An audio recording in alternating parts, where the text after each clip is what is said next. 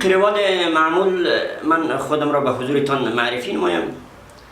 زمان احمدی شهروند افغانستان که چهره‌تان مرا همه خبرنگاران و مردم میشناسند تقریبا به خاطر دفاع از حقوق بشر و مفکوره عدالت طلبی و آزادی بیان دموکراسی خواهی بارها مورد تهدید قرار گرفتم و سرانجام طارق اندیشان به بهانه دست نوشته منتشر نشده در مورد تخریب تندیس‌های بودا در بامیان و به اتهام اهانت به مقدسات محکوم به زندانم نمودند.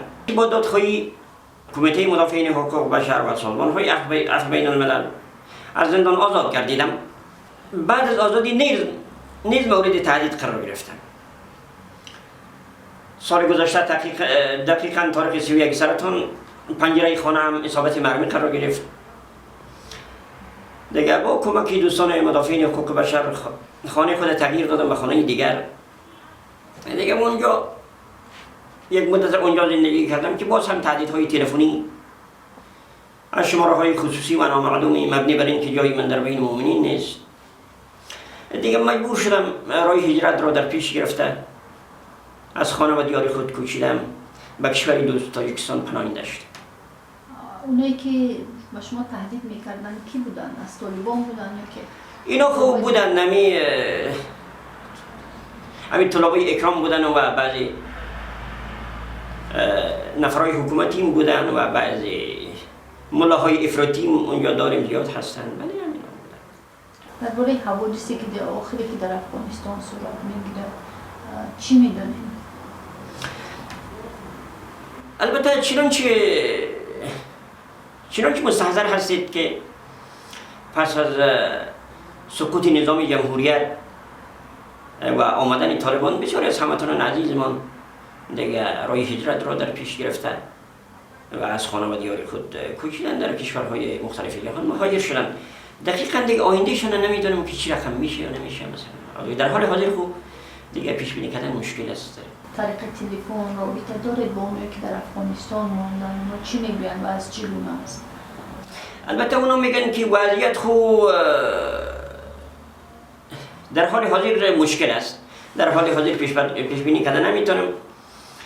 دیگه در بعضی جایا جنگ جریان دارد و در بعضی شمالی مثلا ساحه پنجشیر یا جنگ جریان دارد همراه گروه طالبان و دیگه جبهه مقاومت.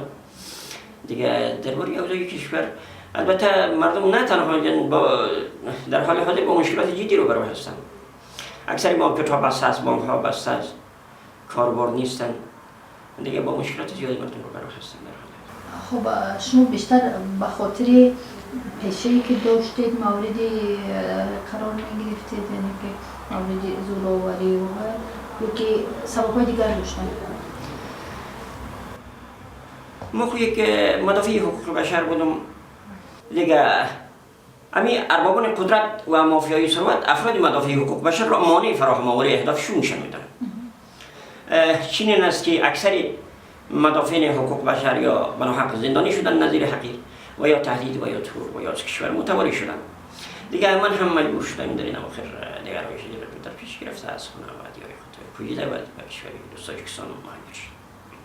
یعنی اون دعوایی که نسبت شما کردن اهانت به مقدسات این فقط یک بهانه بود؟ این تانوس ما پس از انجام یک تحقیقات یک مقاله ای را در مورد تخریب تندیس‌های بودا نوشتم که متاسفانه تانوس همون نشرم نشده. نشر نشده. نظر به قانون یک چیزی که نشر نشده باشه مرتکب جرم شده نمیتونه که من 8 سال من زندان شدم. اگه این نشر میشد چی حال خواهد بود؟ در مورد اعتقادات دینی امروز در افغانستان اوضاع چگونه است؟ مردم به خاطر اعتقاد دینیشون مورد تهدید، فشار، زورآوری قرار میگیرن؟ خب افغانستان چنانچه شما مستحضر هستید که افغانستان یک جامعه سنتیه. دیگه چنین چیزها بسیار مشکل است. اعتقادهای دینی یا مثلا اکثر مردم دیگه پیش از حکم محکمه محکوم میسازن یا متهم به اهانت میکنن یا متهم به ارتداد میکنن. اکثر مردم خودشون و در این مورد حکومت هم چیزی گفتن نمیتونن. مجبور هستم قاضی به حکم مردم تایید کنه که والا واقعا بدون تحقیق چیزی گفتن نمیتونن. اینو مشکل است. انتظاری داشتین که طالبان قدر باز در البته نه. افغانستان ضبط میکنه؟ نه ما چنین ما فکر میکنم که شاید یک 6 ماه طول بکشه یا 1 سال طول بکشه طالبان بیاید دیگه. پس هم که متوجه شدم که اینا دیگه همهشان ارتباط دارن و دیگه حکومت معامله کردن و بعد طالبان بدون جنگ وارد شهرهای افغانستان شدن و بعد دیگه ما خوشبختانه خوب شد که پیش از سقوط نظام آمدم.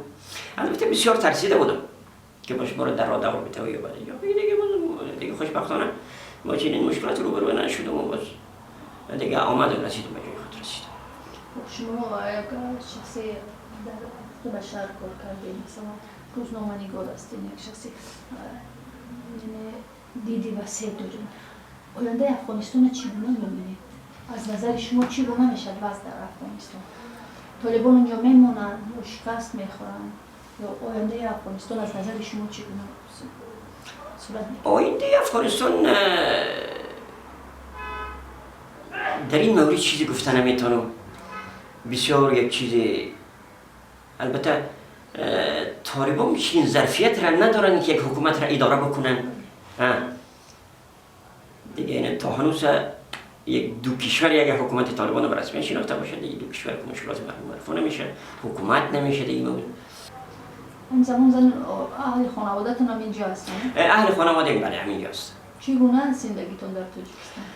خب تاجیکستان یک کشوری بسیار زیبا هست، یک کشور خوبی هست دیگه، از لحاظ امنیت، از لحاظ آب و هوا دیگه جای خوبی هست دیگه. خب باز هم دیار مهاجرت هست دیگه، مشکلات خود داره دیگه. باز ما یک تقاضای هم از مدافعین حقوق بشر دارم، از کشورهای مدافع حقوق بشر که از همکاری همیشگی دریغ نکرده برای تداوم زندگی و حیاتم راه نجات و بیرون رفت را از این موضوع جستجو نمایند.